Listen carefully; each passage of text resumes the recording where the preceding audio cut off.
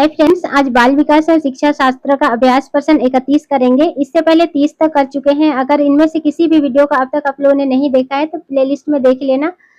अगर अब तक चैनल को सब्सक्राइब नहीं किया है तो चैनल को सब्सक्राइब कर लेना, क्योंकि रेगुलरली क्वेश्चन प्रैक्टिस कर रहे हैं। तो चलिए शुरुआत करते हैं पहला क्वेश्चन से। पहला क्वेश्चन है, विकास की दिशा होती है पहला निश्चित, दूसरा अनिश्चित, तीसरा निश्चित व अनिश्चित दोनों प्रकार की, चौथा उपयुक्त में से कोई नहीं। तो इसका सही आंसर हो जाएगा पहला निश्चित। विकास धीरे धीरे और निश्चित समय पर होता है और इनके विकास की दिशा सामान्य से विशिष्ट की ओर होता है। नेक्स्ट क्वेश्चन है, अभिवृद्धि के बारे में क्या सही नहीं है। पहला, अभिवृद्धि शारीरिक होती है, दूसरा अभिवृद्धि मात्रात्मक होती है, तीसरा अभिवृद्धि मापनीय होती है, चौथा अभिवृद्धि जीवन पर्यंत चलने वाली प्रक्रिया है। तो इसका सही आंसर हो जाएगा चौथा, अभिवृद्धि जीवन पर्यंत चलने वाली प्रक्रिया है, क्योंकि अभिवृद्धि जीवन पर्यंत चलने वाली प्रक्रिया नहीं है। परिपक्वता प्राप्त होने पर वृद्धि की प्रक्रिया रुक जाती है। नेक्स्ट क्वेश्चन है, निम्नलिखित में से कौन सा परिवर्तन बालकों की अभिवृद्धि को दर्शाता है। पहला, बालक के शरीर की लंबाई और परिवर्तन, दूसरा बालक के अस्थियों के आकार एवं मात्रा में परिवर्तन, तीसरा बालक के कुल शारीरिक भार में परिवर्तन, चौथा उपरोक्त सभी। तो इसका सही आंसर हो जाएगा चौथा उपरोक्त सभी। नेक्स्ट क्वेश्चन है, संकल्पनाओं की व्यवस्थित प्रस्तुति विकास के निम्नलिखित किस सिद्धांत के साथ संबंधित हो सकती है। पहला, विद्यार्थी भिन्न दरों पर विकसित होते हैं, दूसरा विकास सापेक्ष रूप से क्रमिक होता है, तीसरा विकास के परिणाम स्वरूप वृद्धि होती है, चौथा विकास विषम जातीयता से स्वायत्तता की ओर अग्रसर होता है। तो इसका सही आंसर हो जाएगा दूसरा, विकास सापेक्ष रूप से क्रमिक होता है। नेक्स्ट क्वेश्चन है, मानव की अभिवृद्धि एक निश्चित आयु तक होती है, यह मानी जाती है।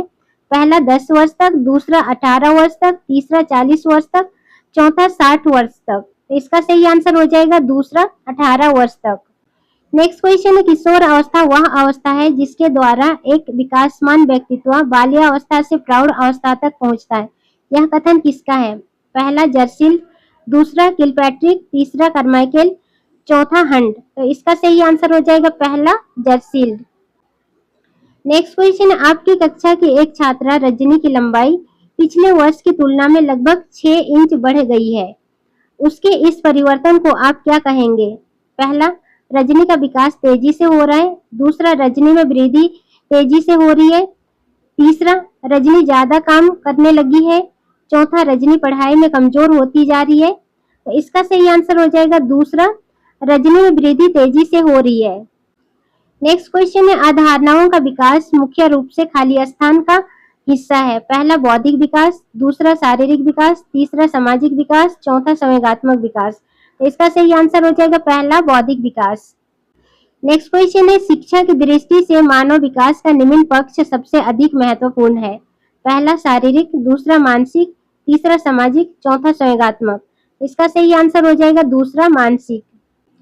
नेक्स्ट क्वेश्चन है, एक बच्चा ईर्ष्या का प्रदर्शन करता है। पहला 6 माह की आयु में, दूसरा 12 माह की आयु में, तीसरा 18 माह की आयु में, चौथा 24 माह की आयु में। इसका सही आंसर हो जाएगा पहला 6 माह की आयु में। नेक्स्ट क्वेश्चन है, मानव के व्यक्तित्व पर निम्न में से किसका प्रभाव पड़ता है। पहला केवल परिवार का, दूसरा केवल समुदाय का, तीसरा परिवार एवं समुदाय दोनों का, चौथा उपरोक्त में से किसी का नहीं। इसका सही आंसर हो जाएगा तीसरा, परिवार एवं समुदाय दोनों का। नेक्स्ट क्वेश्चन है, शिक्षार्थी भौतिक भिन्नता प्रदर्शित करते हैं, अतः शिक्षक को पहला अधिगम के एक समान गति पर बल देना चाहिए, दूसरा सीखने के विविध अनुभवों को उपलब्ध कराना चाहिए, तीसरा कठोर अनुशासन सुनिश्चित करना चाहिए, चौथा परीक्षाओं की संख्या बढ़ा देनी चाहिए। इसका सही आंसर हो जाएगा दूसरा, सीखने के विविध अनुभवों को उपलब्ध कराना चाहिए। नेक्स्ट क्वेश्चन है, शिक्षार्थियों में भौतिक भिन्नताओं को संबोधित करने के लिए एक विद्यालय किस प्रकार का सहयोग उपलब्ध करवा सकता है। पहला सभी शिक्षार्थियों के लिए समान स्तर के पाठ्यचर्या का अनुगमन करना, दूसरा बाल केंद्रित पाठ्यचर्या का पालन करना और शिक्षार्थियों को सीखने के अनेक अवसर उपलब्ध कराना, तीसरा शिक्षार्थियों में भौतिक भिन्नताओं को समाप्त करने के लिए हर संभव उपाय करना, चौथा धीमी गति से सीखने वाले शिक्षार्थियों को विशेष विद्यालयों में भेजना। तो इसका सही आंसर हो जाएगा दूसरा, बाल केंद्रित पाठ्याचार्य का पालन करना और शिक्षार्थियों को सीखने के अनेक अवसर उपलब्ध कराना।